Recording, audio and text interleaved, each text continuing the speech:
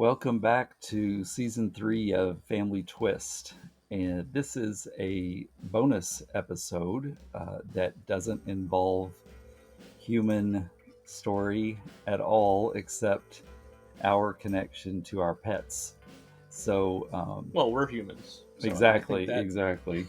That's what I mean. It's not like there are other people on the episode with us, but correct. But yes, people have definitely called us crazy pet people for sure. yep, And we didn't start off as crazy pet people. When you and I met, I had one cat named Tootie, and you had three dogs. I did. So maybe I was already the crazy pet person. I had two Italian Greyhounds, which, if listeners have not been exposed to those dogs, they're unique, I think. They, they're known for being a bit neurotic, and probably both of them were to some degree, but I rescued both of them before I met Corey. I had a male named Tony who was 7 years old when I got him, but then he was 11 at the time that Corey came into my life. And then Zuni, I got her, the female Italian Greyhound, I got her when she was about a year old. And so she was about almost 5. Well, no, she was 5 when Corey and I met. And then I had a cute little baby, little tiny thing, little miniature dachshund, and she was a mini. She was 7 pounds soaking wet and very short. And that was Phoebe, and she was about a year and a half old when Corey and I met. Yeah, and she kind of started our trend of the F sounds with pets. Right. Even though, her name doesn't have an F in it, it's just got that sound, that PH sound. Right. So yeah, that was where we were at the beginning, and then shortly after we started dating, a good friend of ours was moving and could not take her cat, and that cat was Mr. Bernie, who we just lost a little bit earlier this year. He was made it to 19, and he was a year old when we got him, and Kendall is very allergic to cats. I am. When Corey and I first started talking about moving in with each other, I was already worried about the fact that he had his little Tootie, and I really hadn't been around her much, so I didn't know whether I was going to be allergic to her, severely allergic, and I was when I finally got to meet her. Ironically, I really never was as allergic to Mr. Bernie as I was to Tootie. But we should back up a little bit and explain that right after Corey and I started dating, Tony, the male Italian Greyhound, got sick, and he ended up passing away in July. So we started dating in March. So just a few months. Corey got to know him, but sweet boy, and I was devastated when he died. And but it was around that same time that Bernie came to live with me before Corey had actually even moved in. We had already made plans for Corey to move in with me in September, so Mr. Bernie was there for a couple of months before Corey was. And how did he do with with the two dogs? Actually, he did really well. In fact, you know that Zuni could be loud. That's a nice way to say it. And she would walk up right to Mr. Bernie's face and bark right in his face. And he just looked at her like, I don't know why you would do that to me. And just kind of almost as if he were shrugging his shoulders and walking away. But pretty early on, they were all on the couch, with me. There was no animosity. I just feel like Bernie probably wanted to play with the dogs more than they understood that he would. So it was kind of comical because he, really try to run around and I think try to get them to chase him type thing. And of course, Phoebe would some. Zuni was not having any of that. But Well, Bernie was an indoor-outdoor cat for the first year of his life, when he wasn't living with us, and that was a little bit of an adjustment for him to get used to. So he definitely tried to escape, several times. You have to watch yourself when you were leaving the house because he might try to dart out. Right, right. And where we lived, I think it would have been dangerous. I mean, I never would have been a proponent in that neighborhood, for having an indoor outdoor cat. I feel like it was busy enough that cars alone would have been scary. Right. So, yeah. So then, when I moved in, of course, Tootie came with me, and Bernie just antagonized the heck out of her. I mean, he just loved to pester that poor cat. Hmm. So yeah, he was Bernie. In his later years, just became the sweetest, sweetest, sweetest boy. But we have to remember, like in his early years, he was a little mischief maker. Oh, very rambunctious. I mean, it's funny because before Corey had moved in with me, I had those door handles that are levers, not knobs. And Bernie very quick, maybe he already knew how to use them, but he very quickly opened any door he wanted in that condo. He could just hang on the door handle lever and pop the door open and just go right in, wherever. So you never knew where you'd find him because you might not notice that a closet was slightly ajar, and Bernie had sneaked in. You know, so it's kind of comical because you didn't really know where he'd pop out because of his easy access to things. Right. Well, and that was our pack, for a couple of years, and then we decided to up and move to California, and we drove, and Kendall said, "This is going to be the worst experience of our lives." I don't think it was. It wasn't as bad as you thought it was going to be, but so imagine a little Scion XD with two crates in there and two litter boxes, and ultimately Tootie was by herself because we knew Bernie would just drive her completely nuts during the drive. So then it was Zuni and Phoebe and Bernie all in one crate. Now we got like tranquilizers or something from the vet to kind of calm them down, which I think we only used on Zuni and maybe Bernie. Yeah, I don't remember. I mean, I remember Zuni, but I don't remember needing it for anybody else. I just remember Bernie, like, after a while was like he was definitely affected a little bit. Yeah. And when he got bored, he would just smack Zuni on the face and get her going. And he was half of the reason that Zuni needed the tranquilizer, I think. But Zuni, that was going to be upsetting for her. But in general, actually, I think they all did well, and I don't even think we used more than like a dose. Yeah.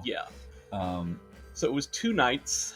And we thought we were being smart with the litter boxes. Like we would, when we stopped to get gas, we would take the dogs out, let them do their business, and then let the cats out of their crates so they could use the litter box. Well, they didn't once use the litter boxes in the car or in the motel rooms, but Tootie did manage to get underneath one of the seats, and it took us about 45 minutes to coax her out. Mm-hmm. So it was horrible. I was like, I thought we were just going to live in that parking lot for the rest of our lives.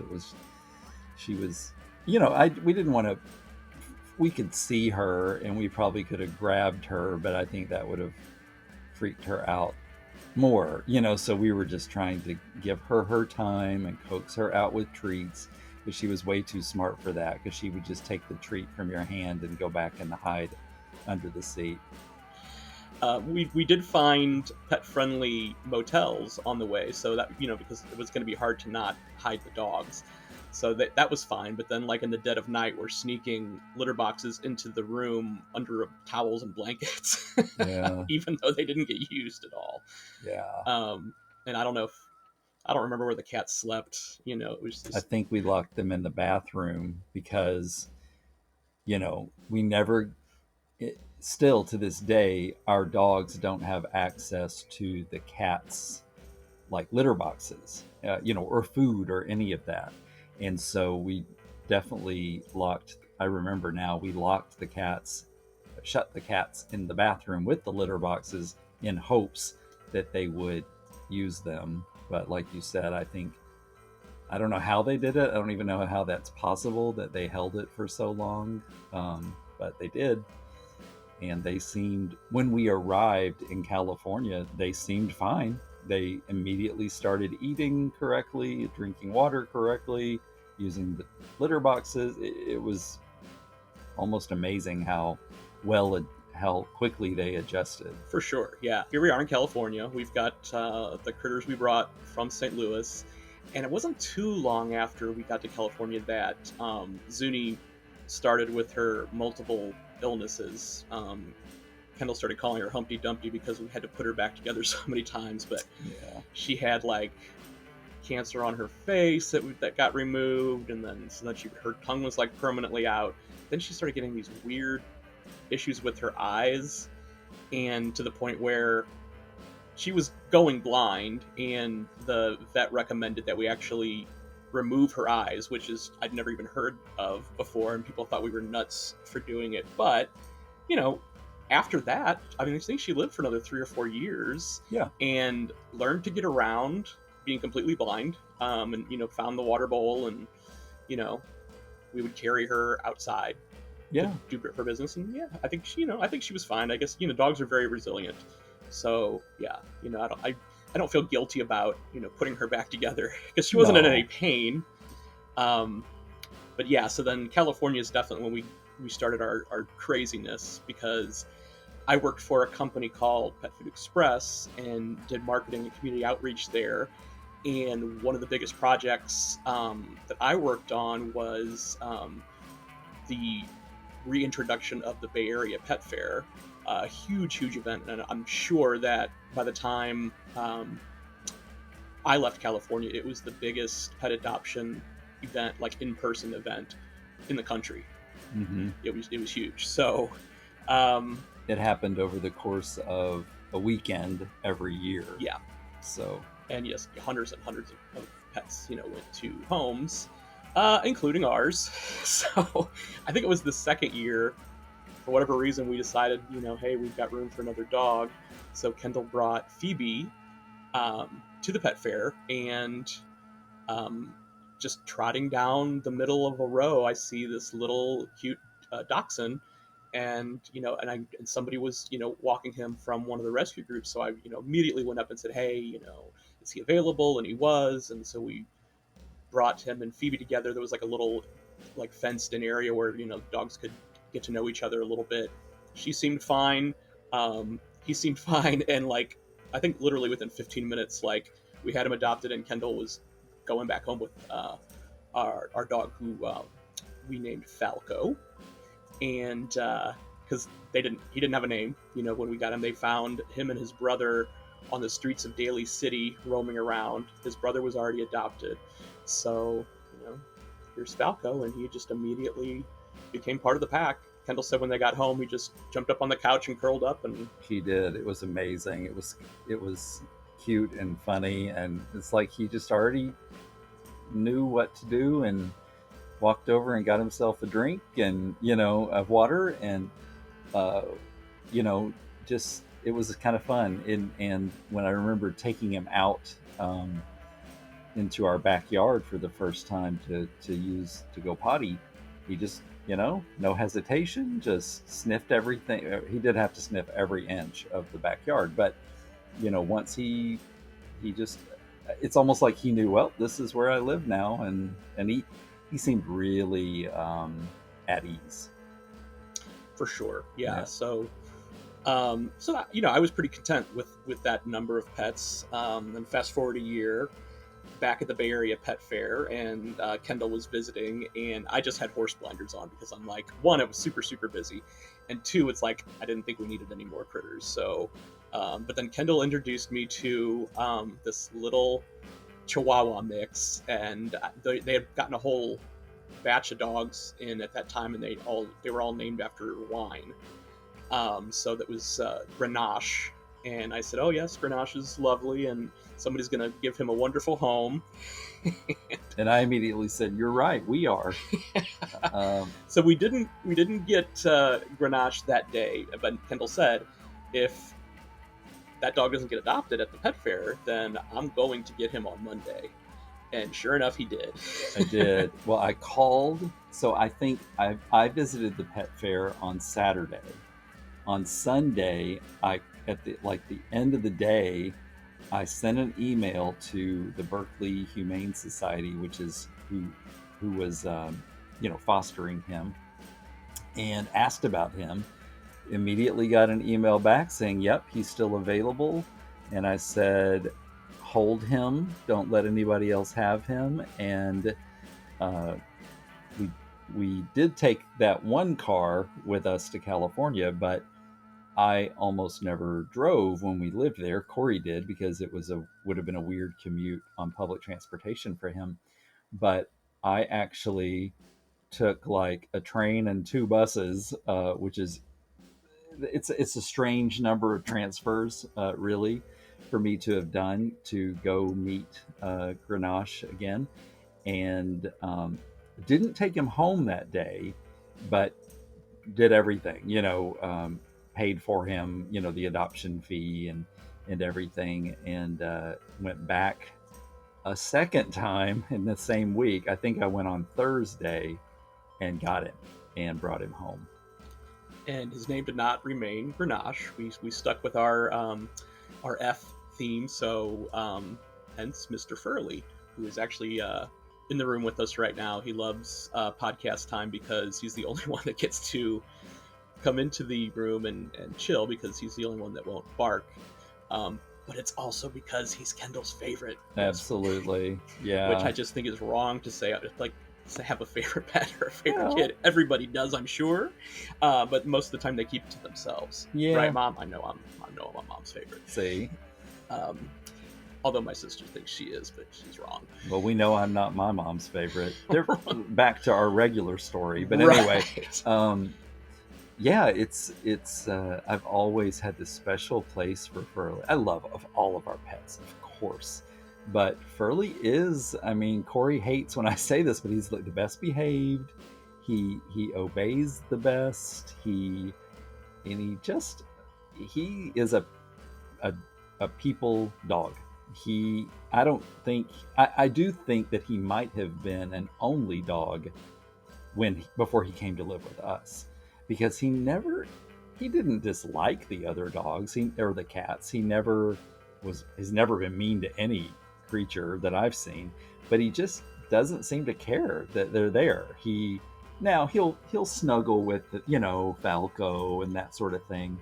Yeah, I think he's definitely over the years has gotten more used to being part of a pack. But yeah, he definitely would be completely content being an only dog. But he does love Falco. Right. Yeah. And then in the meantime, and I know I'm getting this out of order, but so Tootie died. She was 13 and stopped eating, and we took her in, and she was just riddled with cancer. So we didn't want to let her suffer. So we put Tootie to sleep. And then it wasn't too crazy long after that. It was not. So the thing about Pet Food Express is that it's well known for working with rescues and shelters, and so like literally people would like find or have kittens, find them in their yard or something, and then would take them to one of the Pet Food Express stores, knowing that either somebody there would foster them or get them in touch with a rescue organization and they would foster. So there were 3 baby kittens being fostered at our office. Somebody had I think they got dropped off at the Fremont store, and just adorable. And I said, "Hey, Kendall, do you want to come see some kittens?" And that's all it took. He came by one day. We'll post the photo of these 2 little cute, well, one of the kittens, one of the 3, one of Corey's colleagues had already sort of claimed. Yes. Right? She was going to adopt the 3rd one, and so the 2 that were left were, well, it was 2 sisters and a brother. The sister was adopted. One of the sisters was adopted by Corey's colleague, and so it was a little boy and a little girl that were still left. And all kittens are cute, but they were so cute and sweet. We went back and forth on names because we wanted to stick with the F thing, but ultimately that just didn't. What are you gonna call them? Frick and frack, Yeah. So we ended up, because then we thought, okay, well, what are good sibling names? So we ended up with Hansel and Gretel, and they're still here with us. We still call them the kittens, even though they're how old now? They were born in 2012, Okay. so they're 10. Yeah. So yeah, they're not kittens anymore. No, but they came in October. And again, just immediately fit right in. They liked to pester Bernie because he was the big cat, but they weren't bothered at all by the dogs. We would all hang out. In the living room. Yes, yeah. Until we got right. So then, when I was, I did like a little mini book tour for my second book, and I was in Los Angeles for an event, and came back, and Kendall told me that Zuni had fallen and gotten, was really ill while I was gone, and he didn't want her to suffer, so she was put to sleep as well. So very, very sad. Even though she was a lunatic. Yeah. I mean, we missed her. We joke about her to this day because it's just like if anything goes wrong, it's her fault. Yeah. She just was a monster in so many ways, but a lovable one. You know. She was very opinionated about everything. Oh, yeah. So Zuni was gone, and I guess our reputation had started to grow at that point that we were crazy pet people, because Kendall was at work and somebody came up and said, "Hey, my mom just gave me a miniature dachshund for my birthday, and I've got 2 bull mastiffs, and they're just not getting along." Like, why would your mother do a puppy when you've got 2 giant dogs? But anywho, Kendall told me the story, and I was like, all right, and showed me pictures, and I said, oh, if you think it'll work, and sure enough, I think it was like the next day, Kendall brought Frank home on the ferry, from ferry. San Francisco, yeah. Which was my normal mode of transportation between work and home. And that was the name that he came with, and I think it fits him perfectly. Frank or Frankie, we have a million nicknames for all the pets. So, so that was the California gang, and ultimately, we visited New England when we found Kendall's birth family, and immediately decided to move. And this time around, we're like, well, we're not going to drive, with all these animals. So we decided to put them on a plane, and it's very difficult these days to book passage flying for pets. So I think it was like United was the only airline that was doing it at the time, or at least that was available to us. And I think they only took 5 per flight, and we had 6 at the time. So we decided, okay, we'll do the dogs one day, we'll do the cats the next. So Kendall was already there. He was already in Boston. And so I, got up at 4 a.m. and took the dogs, and, made sure they were good to go. Kendall picked them up. His sister helped, and everything was fine, hunky dory. So I had one night where it was just me and the cats. And again, up at 4 a.m, and I'd already had Gretel corralled into a room, but she was not happy about me trying to pick her up and put her into her crate. So it took about 10 minutes, and not fun. Finally got her in her crate, come out the door, and there's Hansel looking at me like, what is going on? What did you do to my sister? I tried to, and I had a crate right there ready for him. So all I had to do was pick him up by the scruff and put him in there. Well, I picked him up. He immediately started biting my hand. He kicked the crate down the stairs. Somehow I was able to get him in there, and then third crate, open it, Bernie just walks right in. He's like totally fine. So get them into the car. It's still dark out, and it's like I realize I'm like wet, and it's like my arm, my hand is just bleeding. It's just like I'm just covered in blood at this point. And it's like from the bites, from and the scratches. Bites. Yes, yeah. In fact, I had a scar up until like probably this last year from that. Thanks, Hansel. So got them there, got on the plane, and poor Hansel did not have a good time of it. Like he had, vomited and pooped in the crate, and it was a bad. He was pitiful when they were all. Bernie didn't seem bothered when I picked up the cats, but the other 2 were I think freaked out by the whole thing. But Gretel hadn't had any accidents or, you know, upset tummy in the in the plane, but poor Hansel did, and so it was pitiful. I had to spend some time, cleaning him before when I was at the airport. We should remind. Well, I don't think we even mentioned that we moved in January, and not the best idea to leave San Francisco and move to New England in January. And we couldn't have planned this, but it was I landed. When I landed first, before I picked up the rental car and then went to back to pick up the dogs the next day and then the cats the following day. This is all during a snowstorm. Yeah. So, I'd been in California for 9 years and kind of had forgotten how to drive in snow. B, I'm in an unusual vehicle because it was a rental. C, I don't really know where I'm going. So thank goodness for GPS, but it was still harrowing. And I had the stress, of, knowing that our pets are landing, after having, possibly a bad flight, so it was, I don't remember being more stressed than that. But yeah, so note to listeners, don't move to New England during a snowstorm in January. No, yeah, don't do that. At that point, Phoebe was the only dog that had ever seen snow, because she came from St. Louis, but the California dogs had never seen snow before, so that was, an adventure for them. Frank loves the snow. I do have to make a quick correction, though. We had 4 dogs and 3 cats because we had Phoebe, Falco, Right. Furley, and Frankie. That's Corey right. said a little bit ago that we had 6 pets. We had 7 at the time. Who can keep track? Exactly.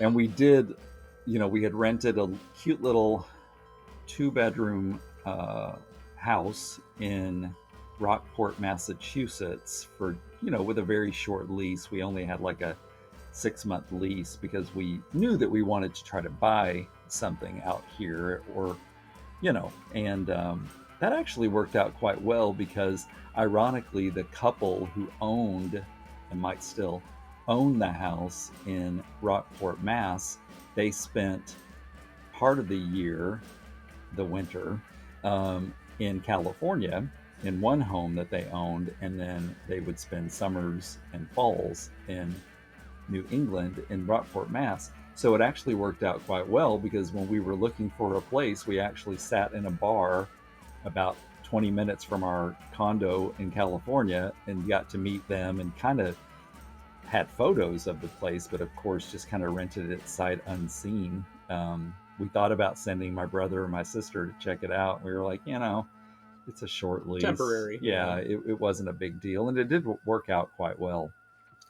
So yes, so that was the gang for quite a while, and then I don't know. You might have heard about this little pandemic we had a couple of years ago. Well, Kendall turned 50, smack dab in the middle of the pandemic, and we had planned a big thing. We were going to rent a house up in the White Mountains, and people were going to fly in. Well, that all got canceled. So Kendall wanted either for his birthday a Corvette or a puppy.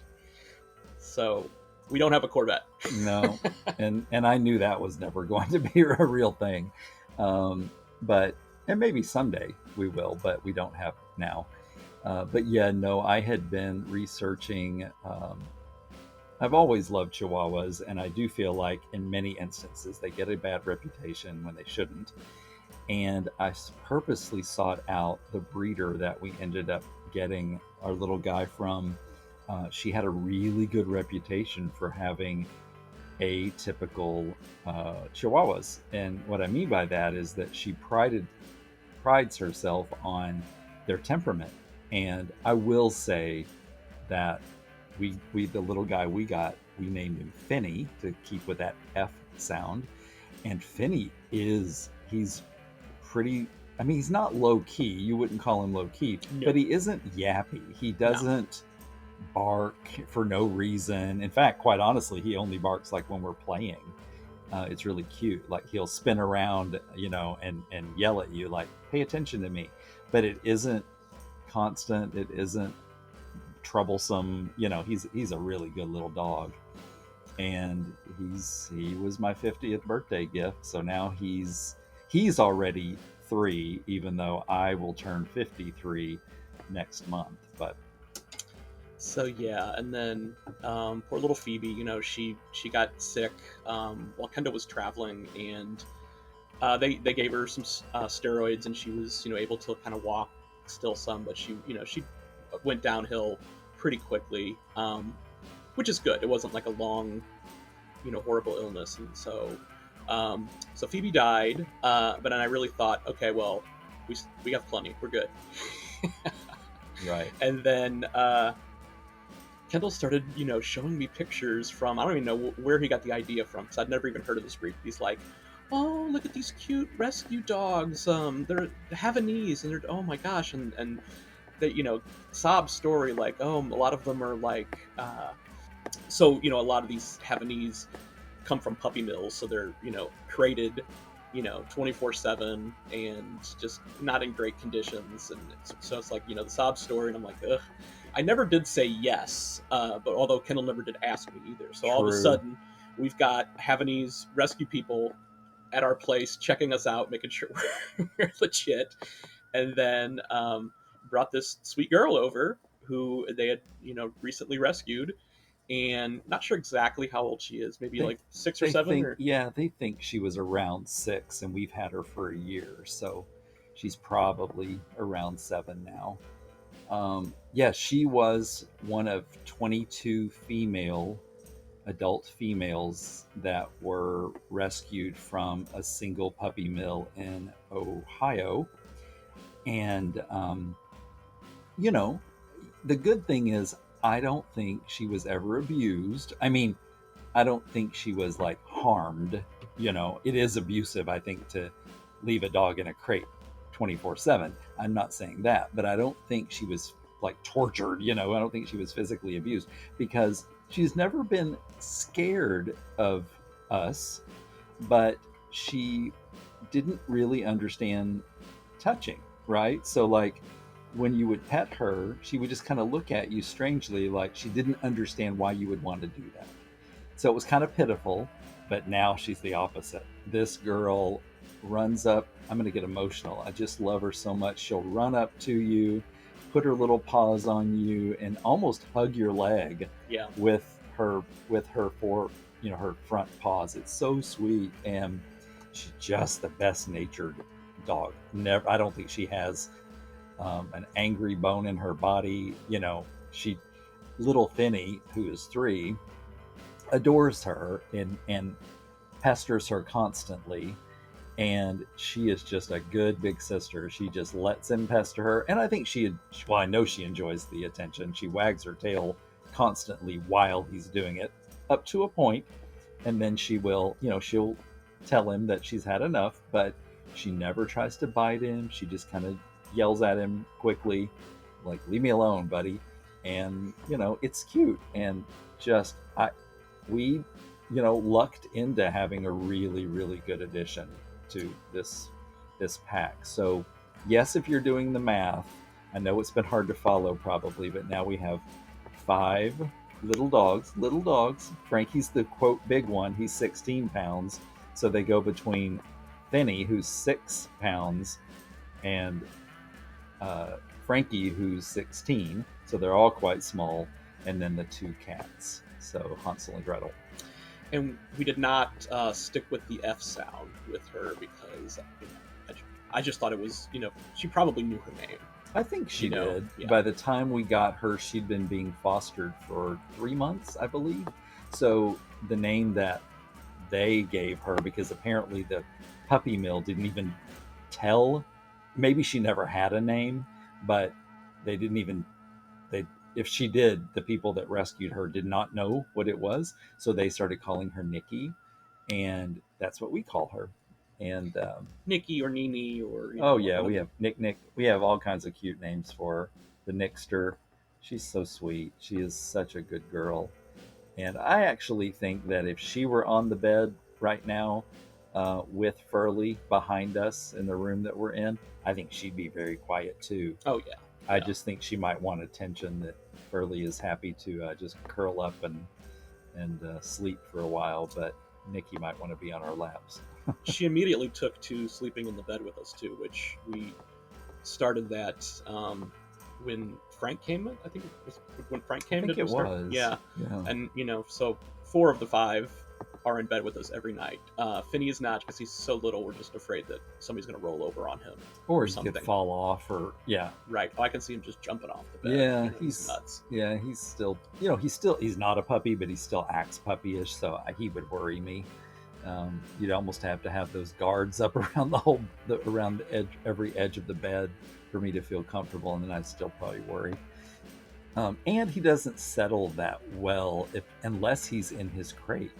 So even so, I am an early riser every day of my life, and I get up at 5 every morning with the dogs, even on the weekends. And, occasionally I'll think, oh, I can maybe fall asleep on the couch with the dogs, after I've gotten up. Finney makes that impossible. If you were trying to sleep on the couch in the morning, he's licking your nose, he's throwing toys in the air, he paws at you to play. He just thinks it's time to play. So I'm never successful doing that. If I ever truly need to go back to bed, which is very, very rare, I just put Finney back into his crate, and go back to the actual bed. But it's comical. He is just wound up most of the time. He's very active. Oh yeah. So that's how we became crazy pet people, and everybody in our lives knows that we're crazy pet people. That we get on Father's Day, we get well wishes from my family because we're the doggy and kitty daddies. So yeah, we just thought it would be fun to talk about our critters to celebrate Father's Day. Happy Father's Day, everybody.